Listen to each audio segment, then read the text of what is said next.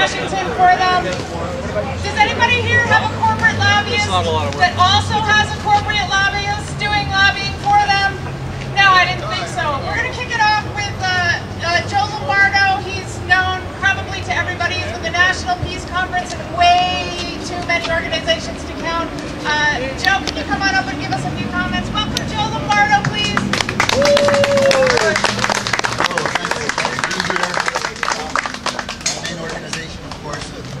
Know is Bethlehem Neighbors for Peace, and the main work I do is peace work. But I want to talk about something different today. I'm not going to talk too much about Washington corruption. I want to just talk a little bit about New York State. Because another hat that I wear is that I'm a New York State worker. I'm a trade unionist. Thank you. I'm a member of CSEA. I'm also a member of the Area Labor Council. I represent my local there. And as you know, state workers in the state of New York, really all the states across the country are hurting. They say there's a budget crisis, and so there's been talks of layoffs, there's been talks of furloughs. They're doing an early retirement program which will get people out of the state, but they're not filling those positions. So the number of state workers will go down. And perhaps what you'll see is in a few years from now, they'll say, you see, state workers can't do anything. Government can't do anything. Let's privatize the state.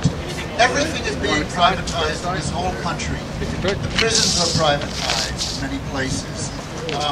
Security is privatized in many places. The military is being privatized with contractors in many places. And they say we have a crisis, but we don't have a crisis. They say we have a $9 billion deficit in the state of New York. But you know what New York State's contribution to the wars in Iraq and Afghanistan has been? It's almost $100 billion. So if you just say, let's end those wars and put the money into the state, we don't have a crisis. You know, not too long ago, the highest incomes in the state of New York used to pay around 16% in income taxes. Now it's around 7%. It's not that much different than the lowest paid worker in New York State. Let's go back to the progressive graduated tax and we wouldn't have a budget crisis in this New York. You know, when you go and buy a shirt in the county of Albany, you pay 8% in sales tax. But if you are a stockbroker and you buy $100 million worth of stock, you don't pay a penny in sales tax. Let's tax those transactions. Yeah. We would no longer have a state budget crisis. Since the time of Reagan on, and through all administrations, it was accelerated through the Democratic administration of Clinton, the tax structures have been changed.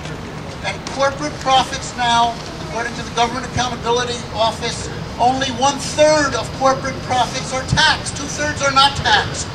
They go through tax havens and they go through other gimmickry, tax gimmickry to not pay.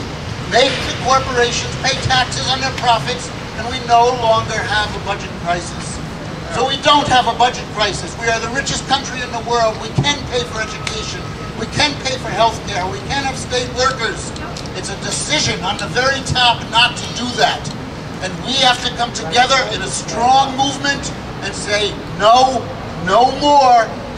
Let's put money for human needs and not for profits in war. Thank you.